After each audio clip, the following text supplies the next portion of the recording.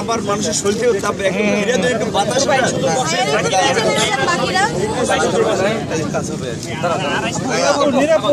আর একটু সরেন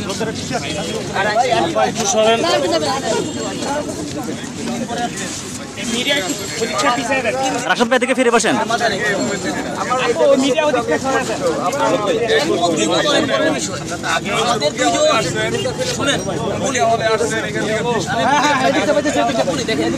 আমাদের একজন লোক নাম হচ্ছে রবিউল ইসলাম, তিনি দৃষ্টি প্রতিবন্ধী থাকেন সুদর্শন হলে। তিনি ইলেকশনটা করছেন বা ইলেকশনটা খুবই বিরক্ত, তিনি অনুষ্ঠানে বসছেন। তিনি এখন মেডিকেলে, ঢাকা মেডিকেলে তিনি এখনো অনুষ্ঠান ভাঙতেছেন। আমি নিজেও কিন্তু দেখছেন রোকে হলে আশেপাশে ছিলাম, আমি আমার সময় খুবই ব্যথিত হয়েছি। আপনার আলাদা শেষ করি রবিউল ছেলেটা বলি কথাটা ভাই,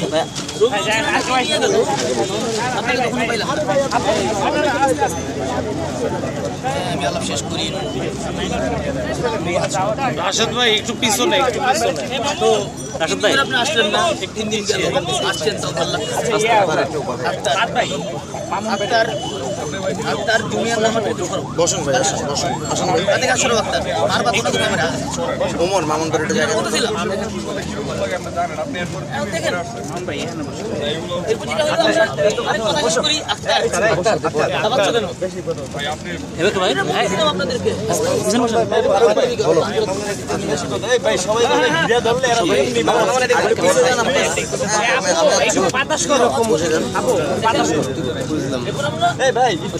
রাখেন না ভাই, বাতাস আসছে মামুন করে একটা জায়গা লোকে হলে আসছেন গতকাল, তাও আসেন নাই। দূরে লোকে দেখা যায়, দেখতে পাবো। তাও আসছেন ফাইনালি, আমার খুব ভালো লাগতেছে। আমি আশা করবো যে আপনি চাবেন ইলেকশনটা হোক বা আপনি আপনার জায়গা থেকে মুক্ত করবেন, কারণ ইলেকশন যদি হয় আপনার জনপ্রিয়তা কতখানি এটা আমি জানি। আপনি আবার জিতবেন, আপনার জিতে আমি কিন্তু বলেছি যে আমি একটা কথা বলছি, আমাকে বিসি স্যার বলছিল যে হচ্ছে দেখো এই বাবা 5-7 জন ছিল অনুসরণ করলে কি আমরা মেনে নেব। তখন আমি তাকে কিন্তু বলেছিলাম গান্ধীজি একজন ছিলেন, বঙ্গবন্ধু একজন ছিলেন, প্রতিবাদ করেছেন। আক্তার এই বিশ্ববিদ্যালয়ের প্রশ্ন মাস নিয়ে প্রথম একাই বলছিল, দাবি কিন্তু যৌক্তিক ছিল। সুতরাং তাদের দাবি যৌক্তিক। আমি নিজে তো আমি নিজে বিপি হয়েছি, আমিও তো বলেছি যে এটা কারচুপি নির্বাচন হয়েছে, অনিয়ম হয়েছে। আমি তো বলেছি, আমি তাদেরকে সেটা বলেছি যে আমি এই পরিচয় দিতে চাই না, আপনারা এটা রি-ইলেকশন দেন। আমার কথা স্পষ্ট বলেছি, মিডিয়াতে তো প্রত্যেকদিন আমার বক্তব্য দেয়। আপনারা যেটা বলছেন আমি দুঃখিত। আপনারা জানেন যে আমি নিজেও অসুস্থ, এখনো কমিউনিটি মেডিকেল থেকে আমি আসছি, কালকে ওখানে আসছিলাম। সবচেয়ে কথা কি আপনারা জানেন যে ওদেরকে রাতে হেনস্থা করা হয়েছিল, সেই জায়গা থেকে খুব যে ওদেরকে যদি হেনস্থা করে আমি ওখানে থাকবো যে দেখ ওদেরকে কারা, আমাকে তো অলরেডি আমাকে তো রোকেয়ালে অ্যাটাক করাই হয়েছিল। আমি সেজন্য অন্তত ভাবছি যে মেয়েদেরকে আমাদের বোনদের আগে রক্ষা করা দরকার। প্রফেসর নিজে আসছে, এই থেকে 20 ক্লাস দূরে হচ্ছে, আপনারা তো প্রফেসরকে নিয়ে আসতে পারছেন। 3 দিন পরে আসছেন, প্রশাসন যদি না আসে তাদের দায়িত্বহীনতা। আমাদের রবিউল এখানে ভাবতেছেন আপনারা সামনে যাবো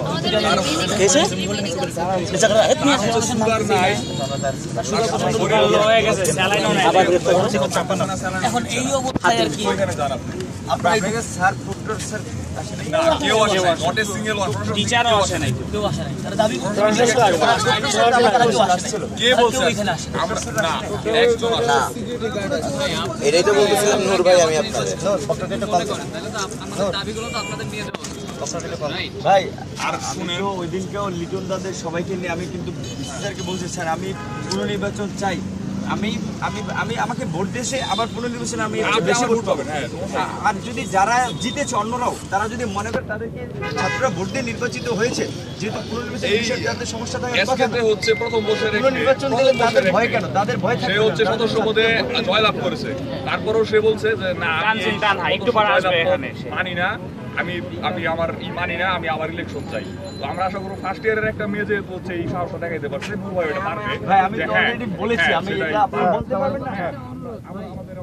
স্যার আমাদের এই যে এখানে রাজু ভাস্কর্যে স্যার অনশন করছে অনেকে, আপনি নূরের সাথে একটু কথা বলেন স্যার। আপনি বলতে কেন আমি জানি না স্যার, এইখানে যারা আছে যে একটু ওদের একটু আপনি কথা বলেন, এরা তো অবস্থা খুবই খারাপ স্যার। আমি এখন পর্যন্ত দায়িত্ব নেই, আমি ঢুকি না। এগুলো অবস্থা খুবই খারাপ, এখন তো মারা যায় এগুলো। আপনি দায়িত্ব দিয়ে সিনিয়র দিবেন, আপনি একটু এদের দেখে আমি ধরেন যদি আমি দায়িত্ব নিয়ে রেখে দেন, এদের অবস্থা অনেক খারাপ। আমি আপনাদের ভাই বন্ধু হিসেবে আসছি। স্যার আপনি আসেন, আপনি এসে একটু দেখে যান স্যার। সেটা আমি এখানে আপনাদের ভাই বন্ধু হিসেবে আসছি। স্যার এরা তো সব এদেরকে মেডিকেলে নিতে হবে স্যার, এদের অবস্থা খুব খারাপ। অবস্থা খারাপ, আপনারা একটু যাবো না আপনি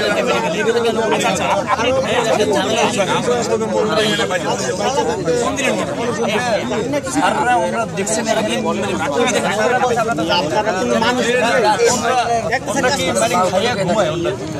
এখানে আমরা কি ঘুমাই মানে সবাই জানে, জানে না স্যার। লোকে অলস আমরা সবই তো জানে, না জানাতে নাটক করে এই সামিয়া আমার বড় মোবাইলটা বাইক আমরা হচ্ছে হ্যাঁ ভাই বলেন ভাই আমার আইডি তো ওই যে হ্যাক করছে নামাজের আগে বুঝছেন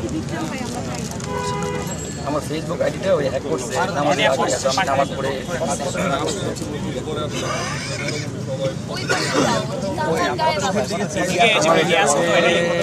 12:50 লাস্ট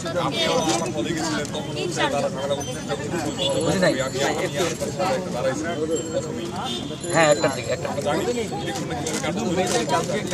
বিশেষ করে এটা আমি ওরা ওই দিনকে ওরা না থাকলে তোমরা বাইরে ফেলে দিতে মেয়েরা যদি না থাকতো সে ওরা আমাকে যারা আমাদেরকে নিয়ে আগে থেকে মানে গুজব এবং যারা আমাদের নিয়ে আগে থেকে মানে বিভিন্ন ধরনের অপপ্রচার চালাচ্ছিল তারাই রিপোর্ট করে কাজগুলো করেছে দেখবেন কি হয় ওদের দায়িত্ব রয়েছে আন্দোলন করা হয়েছে তাদের হচ্ছে ছাত্রলীগের জেনারেল সেক্রেটারি আইসা হচ্ছে ভাই এটাতে ভাঁজ বলে যে সেজন্য আমি আসছি মিডিয়ার চারশো কিন্তু বাকিরা একটু নিঃশ্বাস নেওয়ার জায়গা দেয় সবাই সারা সারা বাকিরা আমি জিডি করবো মিডিয়ার বাইরে ছাড়া ভাই একটু যদি একটু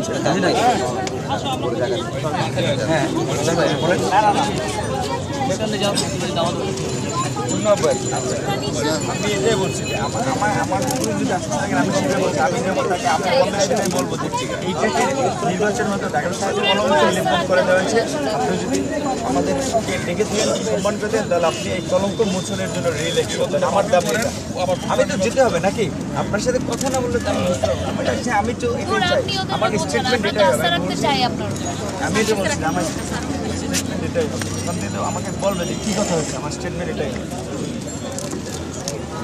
কারণ আমি একটা জিনিস জানি যে ছাত্রলীগ আমার বন্ধুরা আমার বন্ধু আপনারা কারণ আমাকে আপনারা পাশে দাঁড়াইছেন আমাকে টিএসসিতে যখন ধরেন এই কারচুপির নির্বাচনেও বিপিআর পর যখন হামলা করেছে আপনারা ছাত্রলীগ আমার বন্ধু জুলাই মাসে যখন হচ্ছে আপনাদের উপর হামলা সেটাও হয়েছে, এইটা আমি অনুরোধ থাকবো যে অন্তত আমাকে কখনো এই ভুলটা বলতে না ছাত্রলীগ আমার বন্ধুরা সেটা আমরা দেখেছি এবং আমরা এটা বিশেষ করি যে আপনারা হচ্ছে যারা নির্বাচিত হয়েছেন যারা ছাত্রলীগ না বাদে অন্য নির্বাচিত হয়েছেন আপনারা কোনো সময় গণভবনে যাবেন না আমাদের কি অবস্থা নাই এটা আমরা জানি যাবেন না এটা আমরা বিশ্বাস করি এই বিষয়টা আপনারা এটা আমার জন্য অনেক ভালো ঠিক আছে না আপনারা বাঁচায় না আমি আপনাদের পরামর্শ করেন আপনাদের যেটা পরামর্শ দিই আমি মিডিয়ার মিডিয়া কি অফ করে দেবো আমি বলছি আমার শেষ করতে মতামত দিবেন যদি যাই তাহলে আমার ভাই এখান থেকে যে শুনতে হবে ওই মিডিয়ায় আসতেছে না মিডিয়াটা দেখাবো তো আমিও চাই ভাই শুনতে হবে আর যদি না যাই তাহলে সেটা আপনার যদি যাওয়াটা উচিত হবে না। এটাতে ভার দিয়ে না হালকা এটা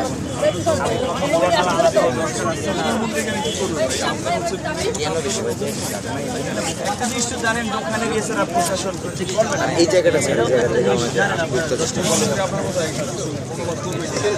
কিন্তু আমাদের তো বলাটা উচিত ফর্মালিটির আমাদের যে উনি তো কথা দিলেন ওনার জবাব একটা মনে হয়।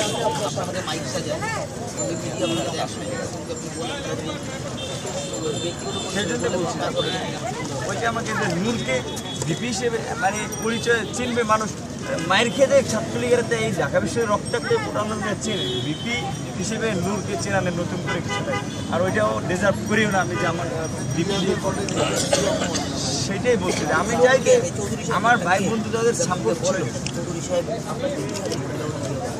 ছিল আপনার মধ্যে কোনটা সর্বদা লিটনদার কিংবা অরণি আপু আপনার সাথে শোভনের কন্টেস্ট হওয়ার মতো ক্যাম্পাসে কোনো কিছু চলে না কেমনে সে কোনোদিন কোনো ক্যাম্পাসে কোনো মুভমেন্টে ছিল না, কিছু ছিল না। আর আরেকটা বিষয় কি হচ্ছে, আপনি যখনই আপনারা যারা নির্বাচিত তারা যদি নির্বাচিত বিষয়টা মাইনে নেন, তার মানে হচ্ছে এটা তো আমি বলছি এখনো যে আমি I didn't acknowledge that this was election. আমি তো বলেছি আমি যে ওদের সাথে আমি কিন্তু লাস্টে আমরা মিটিংয়ে বসেছি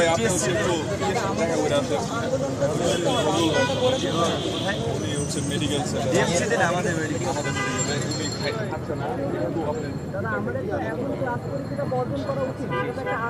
আপনি হচ্ছে এই বিষয়টা একটু বলেন, সবাই একটু আহ্বান করেন।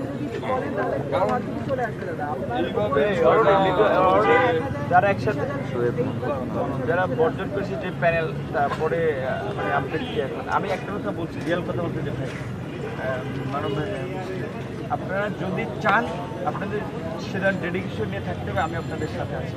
কিন্তু আমাকে হাঁটাইয়া পিছন থেকে যদি কেউ সরে যায় তাহলে তো আমি সেটা আমি জাস্ট সেটা কাছ থেকে ভাই কেউ করে নাই, সেটা বলছি তাদের ডেডিকেশনটা আমি চাইছিলাম। ওরা তো অনেকদিন ধরে অনশন করছে, ওরা কখনোই ছাড়বে না। আপনি একটু আসেন না এটা আমরা বলি, আপনি আছে আচ্ছা আর একবার আমরা একটু বসি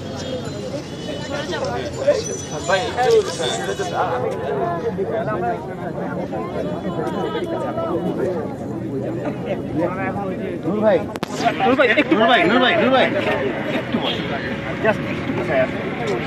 আমাদের কমিউনিটি মেডিকেলে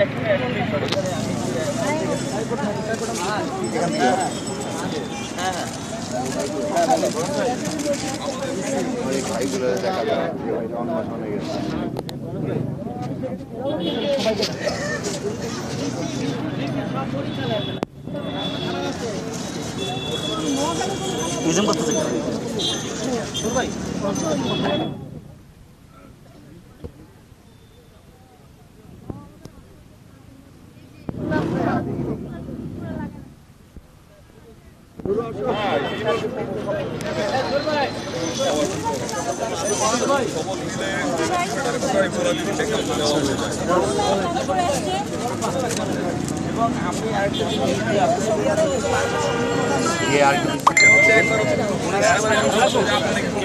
নূর ভাই অনেকক্ষণ ধরে অপেক্ষা করতেছি আপনার জন্য, একটু আমাদেরকে 2 মিনিট সময় দিয়ে আবার চলে আসলেন। আপনি আমাদের সঙ্গে কথা বলে আবার বসেন, আসেন। হ্যাঁ এদিকে আসেন, এদিকে চলে আসেন।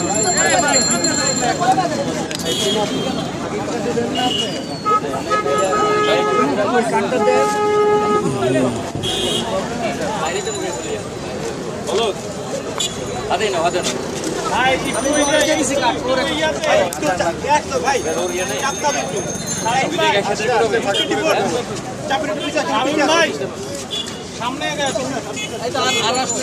আচ্ছা একটু মাঝামাঝি রাখেন ভাই, এই রাস্তাটা ক্লিয়ার করেন ভাই, এই রাস্তাটা ক্লিয়ার করেন, রাস্তাটা ক্লিয়ার করেন। একটু ক্যামেরাগুলোকে জায়গা দিয়ে দাঁড়াইতে হবে, ভাইরা ক্যামেরা জায়গা রাখুন। এই জায়গা দেখেন ভাই একটু চাপে না, এই ভাই আর একটু চাপতে হবে। গুরু ভাই এদিকে আসেন, গুরু ভাই চাপে যান না, আপনি তো দিকে যাবেন আর চাপা দিন ভাই, আর সামনে আসেন, আর সামনে আসেন ভাই আর একটু আগে আসতে হবে। আমি দেখতে তো সামনে সত্যি না আমার এমনি ছবি নাম দিতে ভাই থাকেন না এবং যারা ডাক্তার নির্বাচিত হয়েছে দেখেন এখানে আমি এখানে এসেছি যে আপনারা জানেন যে এখানে আমার বিকাল 5টা থেকে অনুসরণ করছে যে তাদের দাবি হচ্ছে যে পুনর্নির্বাচন, যেটি আমরা তাদের দাবির সাথে অনেক আগে প্রশাসনকেও বলেছি এবং আমরা যৌক্তিক এবং ন্যায্য কথা একজন বলল সেটা আমলে নেওয়া উচিত। সেই জায়গা থেকে আমরা বলেছিলাম যে এই নির্বাচন পুনর্নির্বাচন দরকার। আমি এসেছি আমার ভাই বোনদের কাছে খোঁজ খবর নেওয়ার জন্য, কিন্তু এসে আমি নিজে অসুস্থ, আমি আসতে পারিনি এতদিন। আজকে প্রায় তারা 3 দিনের মতো অনশনে বসলো। আমি মানে খুব হতাশ হলাম যে ঢাকা বিশ্ববিদ্যালয়ের প্রশাসন তাদেরকে একবার কথা বলতে আসলো না, দেখতে আসলো না তাদের সন্তানদের। আমি একটু ইন্টারফেয়ার করি, গতকালকে আপনিও এসেছিলেন ঢাকা বিশ্ববিদ্যালয় প্রশাসনকে নিয়ে রোকেয়া হলে আমি প্রশ্নের উত্তর পাই না, আপনি আমার প্রশ্নের উত্তরটা দিন একটু। আপনি আমি প্রশ্নের আপনি আমার উত্তরটা আগে আপনি আগামীকাল গণভবনে যাচ্ছেন কিনা? এখন প্রধানমন্ত্রী হচ্ছে মানে এই অনিয়ম এবং কারচুপির পরেও বা কারচুপির নির্বাচনের পরেও যারা বিজয়ী হয়েছেন তাদেরকে ডেকেছেন, মানে ডেকেছেন বলতে চায়ের আমন্ত্রণ জানিয়েছেন তাদের। এখন সেটা সকলকে নিয়ে সিদ্ধান্ত নিতে হবে যে আমি একা বললে তো হবে না, আরও তো অনেক প্যানেল রয়েছে, স্বতন্ত্র প্যানেল রয়েছে মেয়েদের হলে, তো তাদের সাথে কথা বলতে হবে, তারপরে এটা ডিসিশনটা জানাতে হবে যে তারা যাবে কিনা। যদি কেন্দ্রীয় প্যানেল আপনি এবং আপনার দুজনে এখানে উপস্থিত আছেন কেন্দ্রীয় প্যানেলে, যদি শুধু কেন্দ্রীয় প্যানেল যায় সেক্ষেত্রে আপনার দুজনে যেখানে আছেন আপনাদের সিদ্ধান্ত কি? বাকি তো সব ছাত্রলীগ, আপনাদের আপনার সিদ্ধান্ত। আমার সিদ্ধান্ত বলতে আমরা একটা কথা বলছি যে প্রধানমন্ত্রী তো রাষ্ট্রের সর্বোচ্চ ব্যক্তি, আমাদের বিভিন্ন বিশ্ববিদ্যালয় ধরেন বিশ্ববিদ্যালয়েরও তার একটা মানে দায়িত্ব রয়েছে বিশ্ববিদ্যালয়ের প্রতি। আমাদের ছাত্রদের যে সমস্যাগুলো, ছাত্র পুনর্নির্বাচন চাচ্ছে বা অন্যান্য সমস্যা যেহেতু ডেকেছেন, আমরা মনে করি পজিটিভভাবে আমি যাওয়ার পক্ষে যে অন্তত আমাদের সমস্যাগুলো তার সামনে তুলে ধরবো। তবে আমি আমার আন্দোলনকারী ভাই বোনদের সাথেও কথা বলে এবং যারা এই নির্বাচনে অংশ নিয়েছে প্যানেল তাদের সাথে কথা বলে ফাইনাল ডিসিশন নেব, কারণ তারা যদি সেটাতে এগ্রি না করে তাহলে তো আমি যেতে পারবো না, আর আশা করি তারা হয়তো এগ্রি করবে। আচ্ছা, তাহলে এই জায়গা থেকে বলি, আপনি বললেন বিশ্ববিদ্যালয় প্রশাসন দেখতে আসেনি, আপনি গতকালকে প্রক্টর থেকে নিয়ে বাকি সদস্যদেরকে নিয়ে আপনি এখানে এসেছেন, আপনি কেন এখান থেকে এখানে আসলেন না? দেখেন, প্রক্টরকে নিয়ে আমি আসবো তো সেরকম কিছু না, বিশ্ববিদ্যালয়ের অথরিটি তারা, আমরা ছাত্র প্রতিনিধি, আমরা আসতে পারি ছাত্রদের সমস্যা। আমি গতকালকে যেটা শুনেছি, গত পরশু রাতে হচ্ছে রোকেয়া হলে আমার যে বোনেরা অনশন করেছিল তাদেরকে হেনস্থা করেছে নাকি, আমি শুনেছিলাম যে কোনো একটি ছাত্র সংগঠনের নেতাকর্মীরা, এবং তারা আমার কাছে বলেছে যে ভাই আমরা আমরা নিরাপত্তাহীনতায় ভুগতেছি, আপনি একটু আমাদের সাথে এসে দেখা করেন। সেটি আমি প্রশাসনকে জানিয়েছিলাম এবং প্রশাসন তারা বলেছে যে তারা তাদের সাথে কথা বলে তারা ওখানে এসেছে। আর ওখানে আসার পরে আমরা দেখলাম যে দুজন মেয়ে কিন্তু ইনস্ট্যান্টলি হচ্ছে অজ্ঞান হয়ে পড়ে গেছে। তখন কিন্তু আর আমি ওখানে থাকিনি, আমি তাদের নিয়ে হসপিটালে চলে গেছি এবং চলে যাওয়ার পরে আমি আবার হসপিটাল থেকে ভর্তি করে যখন আসলাম তখন দেখলাম যে প্রশাসন চলে গেছে এবং মেয়েরা যেটা স্লোগান দিল যে প্রবোস্টের পদত্যাগ এবং লোকে এই তো প্রশাসনও তখন আর পায়নি, থাকলে তো তাদেরকে এখানে আসতে পারে।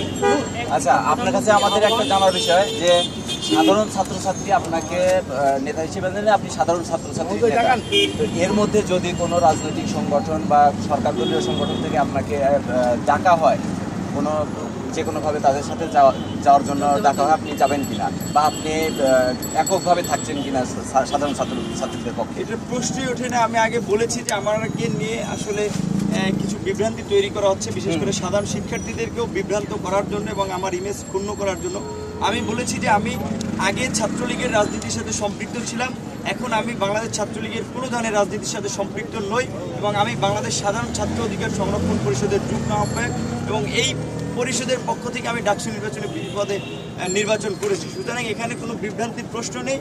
আর আমি অন্য কোনো রাজনৈতিক দলে কেন যাবো, এই প্রশ্নটা কেন আসে? আমি তো একটি সংগঠনে বিলং করি, এটা তো প্রশ্নই ওঠে না এখন পর্যন্ত। আপনি ছাত্রলীগকে অপছন্দ করেন? এখন ছাত্রলীগকে পছন্দ অপছন্দের বিষয় না, আমি আগে ছাত্রলীগ করেছি, আমার কাছে মনে হয়েছে যে ছাত্রলীগ থেকে কিছু কাজ যেগুলো আমার নৈতিকতায় সায় দেয় না সেই কাজগুলো আমি করতে পারি না, সেজন্য আমি ছাত্রলীগের রাজনীতিতে নিষ্ক্রিয় হয়ে গিয়েছি।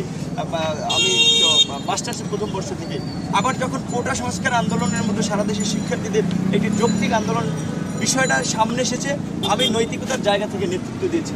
ছাত্রলীগকে পছন্দ অপছন্দ করা এখানে আমার তাতে কিছু আসে যায় না। সরাসরি প্রশ্নে সরাসরিভাবে জবাব দেয় যে এখানে আমরণ অনশনে শিক্ষার্থীরা রয়েছে, তারা 8 জন থেকে হলিডে 3 জন তারা অসুস্থ, তারা চলে গেছে। এই অবস্থায় এদেরকে অনশনে রেখে আপনি শপথ নেবেন? সেটাই আমি এদের সাথে কথা বলেছি এবং সেটাই আমি বলেছি যে আমি আমার ভাই বোন যারা আমার জন্য লড়াই সংগ্রাম করেছে, আমি যখন এই বিশ্ববিদ্যালয়ে বারবার ছাত্র সংগঠন নামক সন্ত্রাসী সংগঠনের দ্বারা রক্তাক্ত হয়েছি তখন তারাই আমাদের পাশে দাঁড়িয়েছে।